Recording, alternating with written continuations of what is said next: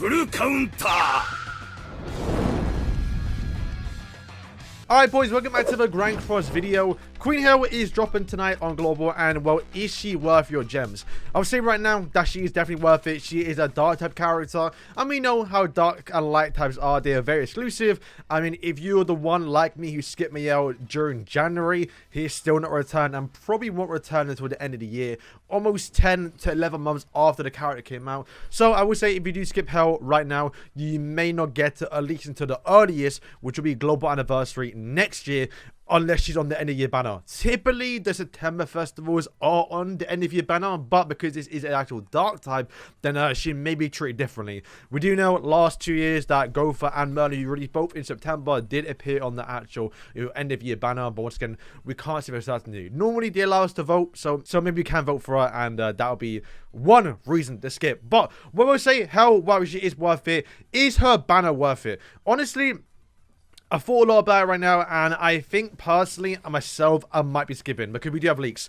and we also know what kind is coming at the end of the year. So, for me personally, why I might be skipping is, well, 2 reasons. One, just waiting. I want to see what comes next. We do know we are going to be getting a new Halloween Merlin, and simply put, boys, while Halloween Merlin probably will actually be worse than this HEL character, I just prefer Merlin as a character. So, personally myself, I think I might actually summon for her. Even though her balance can be worse, even though she might be worse, I'm going to see what this Merlin can do. And then, if she really is that bad, it's just like a PvE character, then I can always just go back into HEL's banner afterwards. Bear in mind, we are going to be getting 200 or 250 gems for free, plus 1 free multi, plus another 30 gems. So, you are going to get around 200 actual or 300 free gems just by logging in for a month with your, obviously, your weekly income of gems. You can easily get 900 diamonds if the last banner you summoned on was AOT, or if you've been saving since the last festive banner, which is Demon King. So you easily have enough right now to save for this actual banner. But another reason why I might be skipping is a collaboration. At the end of this month, so the end of October, right after this banner does leave on the 26th of JP,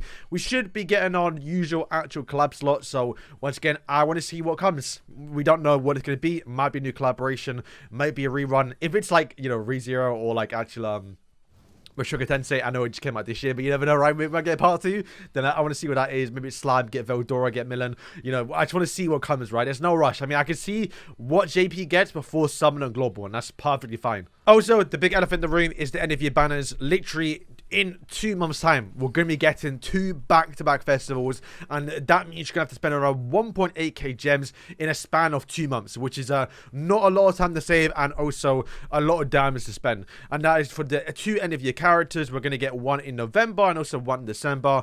If tradition follows, we should be getting a new Meliodas in, obviously, December. And November will most likely be Chaos Alpha. If it's not Chaos Alpha, then we're probably going to get Chaos Alpha for, obviously, New Year's. So, if anything, I actually really like Chaos Alpha. I really like how he is and who the character is, and especially his connection towards Four Knights. While it would be the one from 7 Days Sins and not Four Knights, I still want to get him. And, yeah, I'm starting to listen to humans. So, with that out of the way, let's go over the banner, and is she worth it? Now, is she worth it? Yes, 100%. She is literally an absolute godly character towards demons, and actually a very good free-to-play character in terms of you can actually start second and probably even do better, because every single time her and allies get attacked that are part of the Ragnarok race, or obviously the unknown race as well, you are going to apply the Pain of Sources, which do like corrosion damage for 10% of the remaining HP, and you apply that turn 1 if you start second, which means they already drop below 50% of HP, which is insane. So you can kind of bypass Demon King's damage cap even with Time of Grace, and also just insta kill him in like 1 or 2 times. Basically, she is very, very good to be used on the unknown team. I wouldn't even call it unknown team, the tier team. So that's the biggest thing about her. I haven't really seen her use without tier, so honestly, I think if you don't have tier, it may not even be worth it. If you go towards his banner or her banner, he is on it, but because there's so many other characters on the banner, it's a very low chance to pull him. And I've seen a few summons now, obviously it's all RNG, and obviously that's a risk you have to take. But if you do summon, you don't know what you're going to get. I've seen people just get basically a couple copies of HEL, get a few festivals that really aren't great, by the way.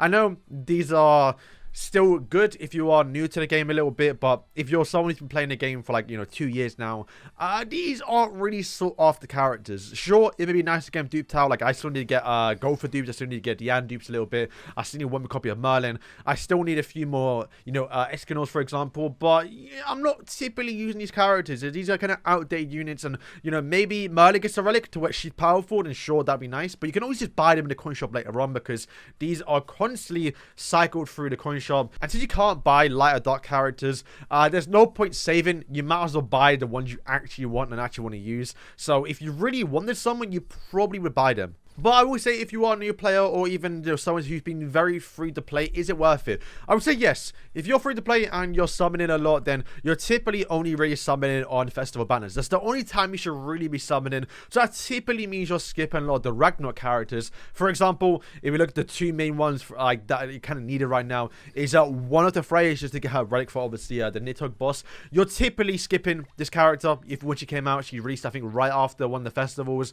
Osus will going down. Miguel, who was a step up, was a skip. Freya probably was a skip again, because you didn't know she was actually the multi battle, because she didn't have a relic at the time. So you typically skip these characters. So now, with them being on the festival, is obviously very, very nice. Obviously, a big one as well. I believe this is the first time Tyr has returned, and also Tristan, who are, characters you actually want to use. So yeah, if you are free to play, it is worth it, because you're going to be getting a festival character, which you probably always should summon for, and also as well, just getting the multiple characters that don't typically come on too many actual festival banners. I will say though, at the end of the year, we get to vote. Sometimes we didn't get to vote last year, but he did put all the red characters on the banner. So while I'm saying yes, you could summon to get Freya and obviously Tyr and Tristan, I generally do imagine these characters will be on the end of year banner, which is always what you should be going for. But HEL is a character you want to use on the Unknown team and also Ragnarok team, and like her best partners are very hard to get characters. For example, Echidna. Do you have Echidna? I mean, you don't have to use that. You can definitely get away with using HEL. You can use Tyr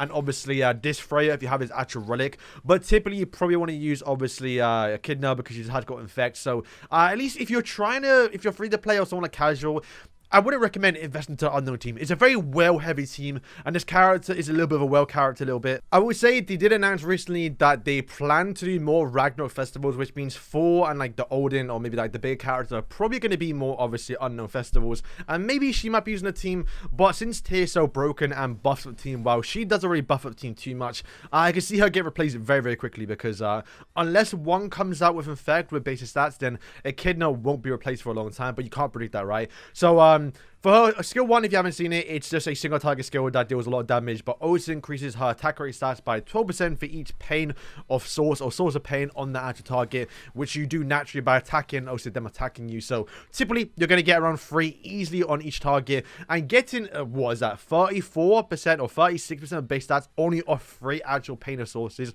onto one target. Yeah, she's killing everyone. Like, she's a very, very good DPS. While I think, yes, you can skip, because we are heading towards the end of year, and September festivals are typically skips. Like, I've skipped every single September festival throughout all the years now, just because we know it's coming at the end of the year. So that's why one reason why I think she might be a skip a little bit. But I don't want to downplay that she's very, very good.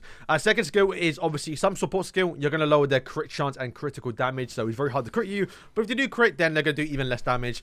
Bear in mind, this is obviously a red debuff, so Perk Melee can cleanse it, and Demon King after 2 turns can cleanse it as well. But obviously, pair this up with Nana sub slot, you are obviously going to, not take any damage. Like, the Unknowns are tanky characters and tanky teams, so she's going to add to it. But she doesn't really add to it for a passive, which you can see down here, which is, once again, just going to add ways to obviously deal damage through the pain of sources, which basically deal 10% of the max HP while increasing her own actual HP and also her own stats as well. So she, once again, she's a very selfish character in that way. I will say her ultimate, which is where the whale part comes into. The ultimate is pretty simple. All it does is she deals increased damage and also decrease the damage they take, so you deal more damage. It's a pretty powerful ultimate, but the biggest thing is that, well, she also has a passive towards the actual ultimate, which actually still procs even if you don't actually use the ultimate, which is very similar towards obviously Ultimate Escanor, where if he dies, you still have that passive off the actual ultimate to even work. And she basically makes Unknowns and Ragnaroks immortal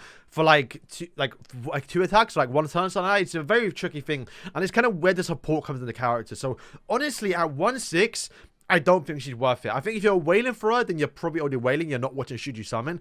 But if you're actually, you know, planning to go all the way and spend a lot of damage for her, that's when she's worth it. But if you don't spend a lot of damage on her and you only get like 1-6, 2-6 even, then I think her support on the team is good now, but will get definitely replaced in the future as we get more unknowns, more collaborations, more obviously Ragnarok characters festivals that will just hopefully buff up tier even more. Because think about it, she doesn't buff up tier. She just makes it easier to verse demons, but maybe get a different character in the future makes it easier.